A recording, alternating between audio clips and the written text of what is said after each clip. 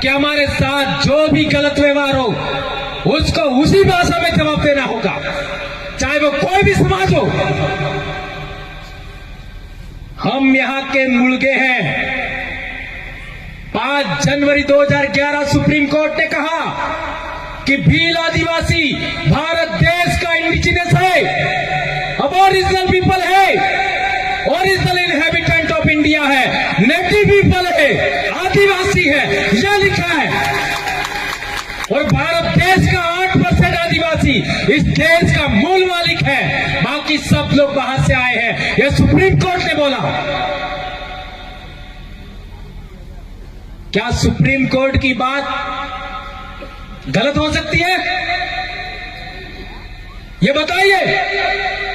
इसलिए मैं कहना चाहता हूं कि आपको पढ़ना पड़ेगा, जानकार बनना पड़ेगा और संविधान के दायरे में रहते हुए, कानून के दायरे में रहते हुए हमें बोलना सीखना होगा।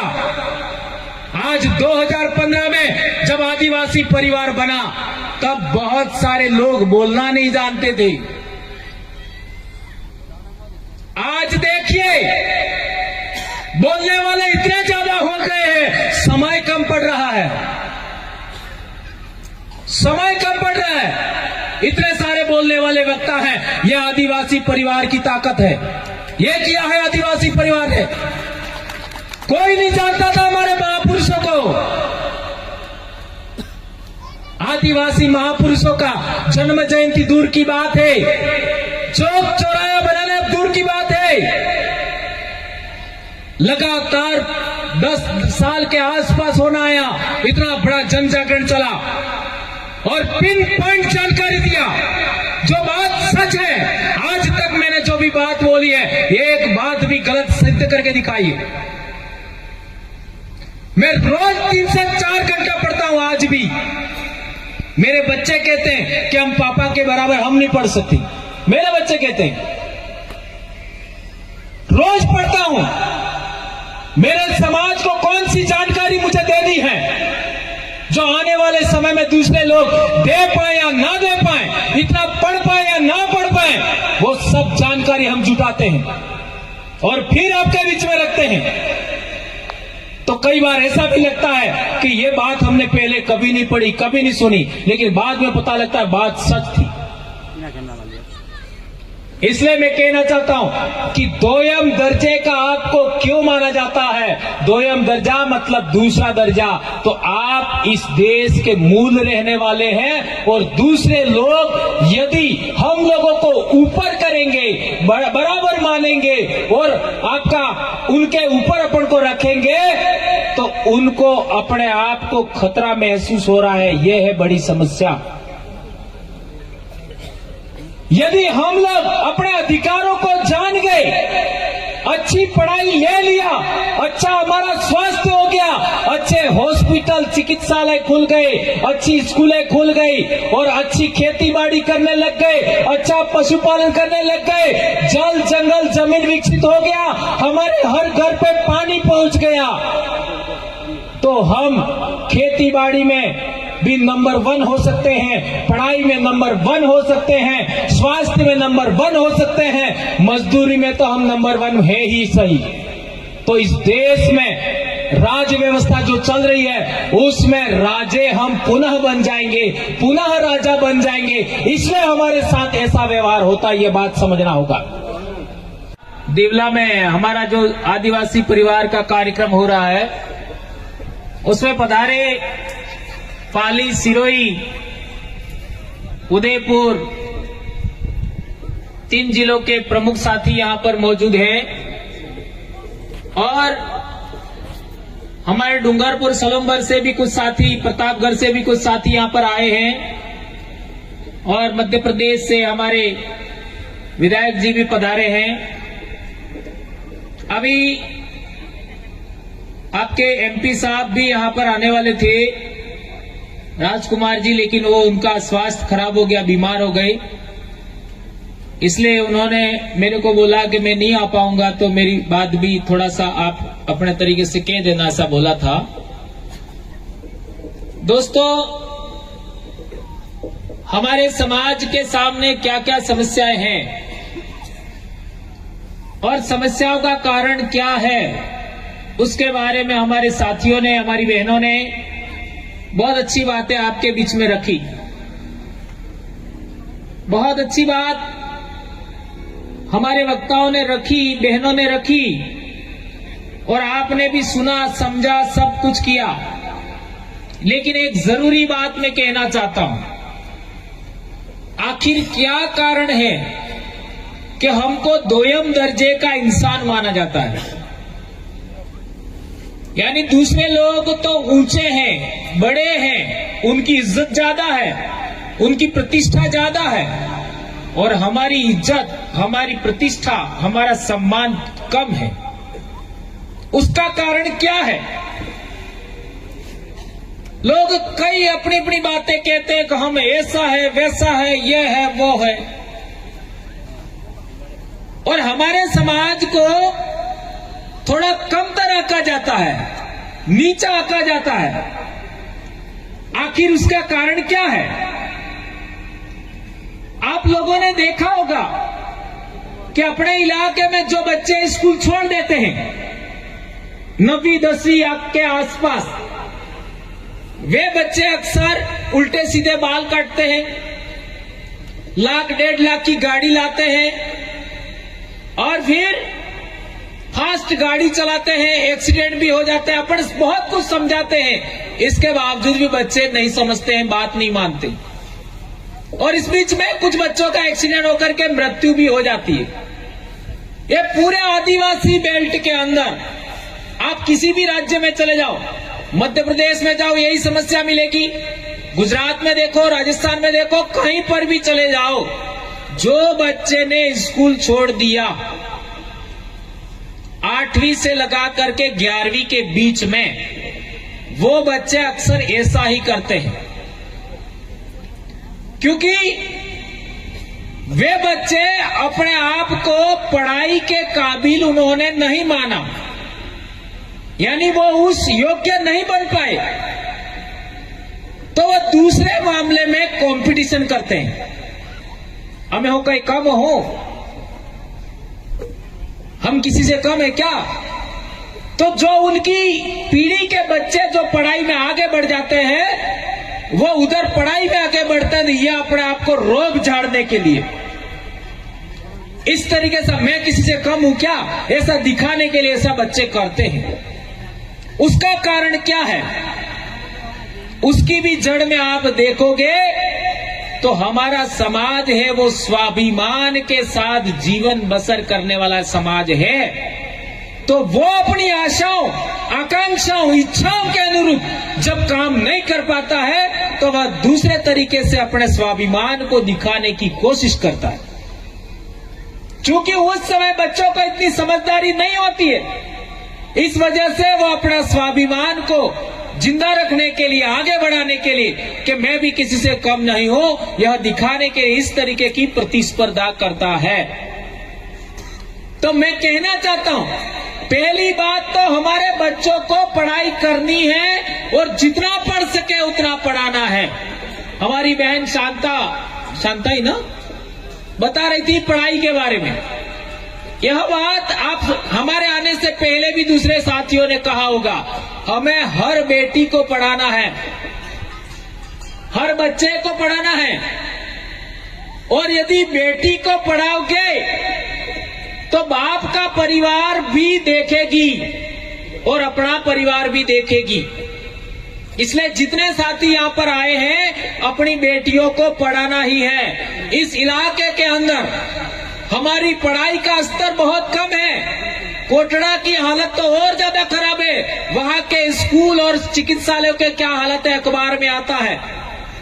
मुझे हैरानी होती है कि आदिवासी बच्चे कितने बड़ी बड़ी पढ़ाई कर रहे हैं, कितना बड़ी बड़ी नौकरियां ले रहे हैं, और इस इलाके में हमारी बेटियां बेचने की नौबत आ रही है। दोस्तों, अखबार में छप के आता है कि आदिवासियों ने अपनी बेटी को बेच दिया। पिछले साल या कुछ महीने पहले अखबार में आया था। ये कोटड़ा जाडोल के बेल्ट में ये बात सुनने में आती है।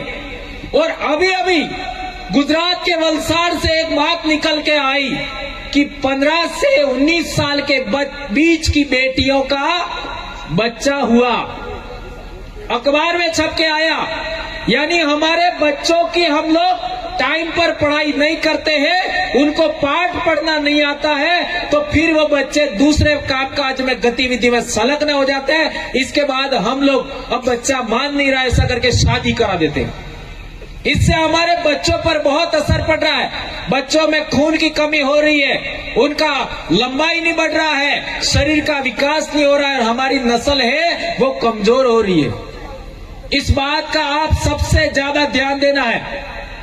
रही बात हमारे इलाके में जन जागरण की, तो मैंने जो सवाल खड़ा किया कि हमको दूसरे लोग दोयम दर्जे का क्यों मानते हैं और वो अपने आप को ऊंचा क्यों मानते हैं, तो उसके लिए ज्यादा कुछ देखने की जरूरत नहीं है।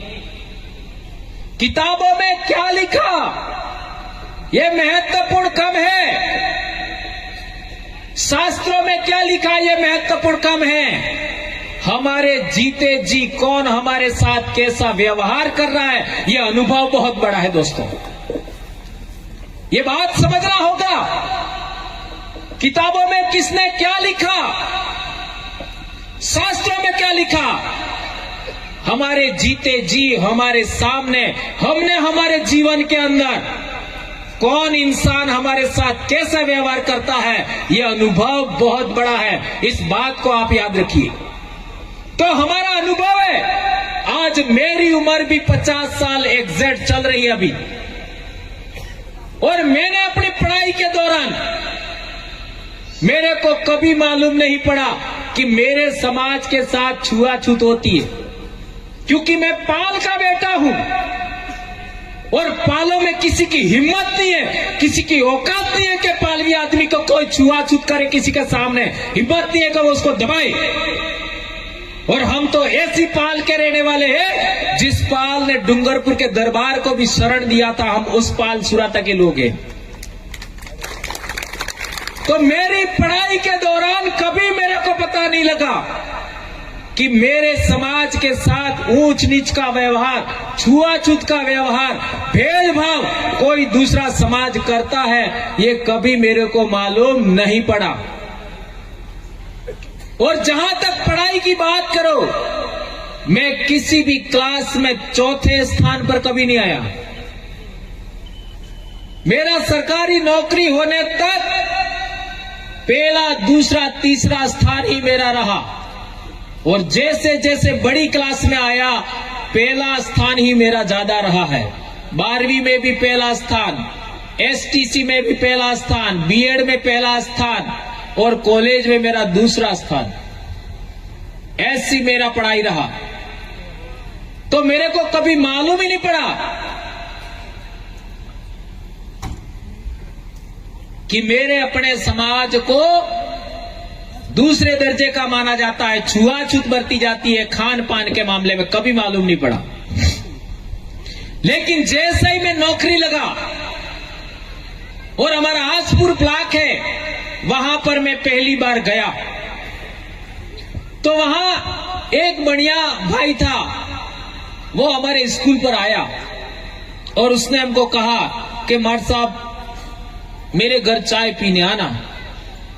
अब उस समय मेरी इतनी कम उम्र थी कि मेरी मुझ तक नहीं आई थी, और उस गांव में पाटीदार लोग ज्यादा थे, तो वो कहते थे बाल बुद्धि मास्टर આવ્યો એમ। बाल बुद्धि એટલે समझ में આવ્યો, यानी छोटी उम्र का मास्टर आया है। क्योंकि मैं तो 21 साल में मेरी नौकरी होगी, तो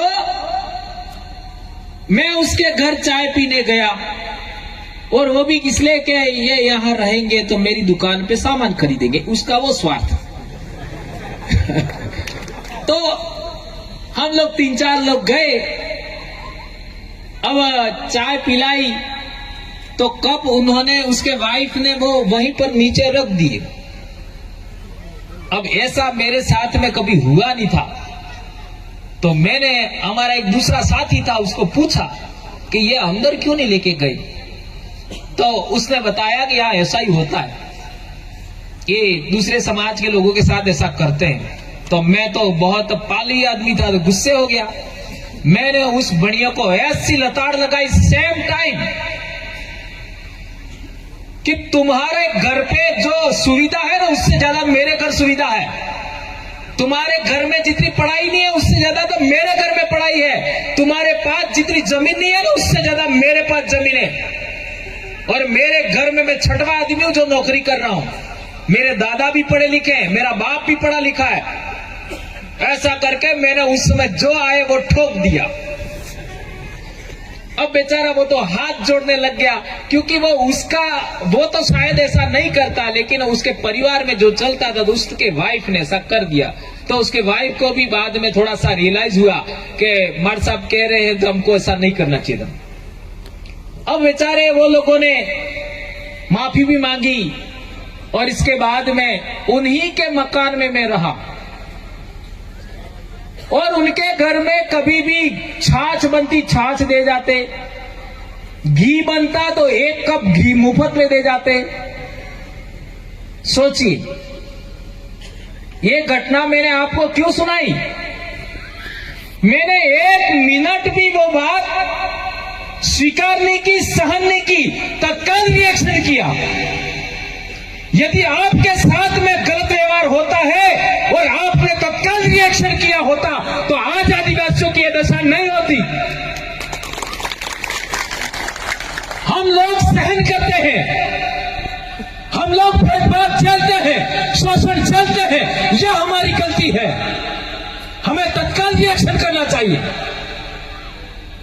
एहसास दिलाना चाहिए कि तुम हमारी रोटियां खा रहे हो, हमारे इलाके में रह रहे हो, हमारे बाप दादाओं की जमीन पर तुम रह रहे हो, हम तुम्हारे बाप दादाओं की जमीन पर नहीं रह रहे। ये बात आपको बोलना चाहिए था। आप लोगों ने ऐसी बातें नहीं बोली, आप लोगों ने सहनशीलता बरती, इसलिए आपको 2 दर्जे का माना जाता है। ये बात समझना होगा दोस्तों।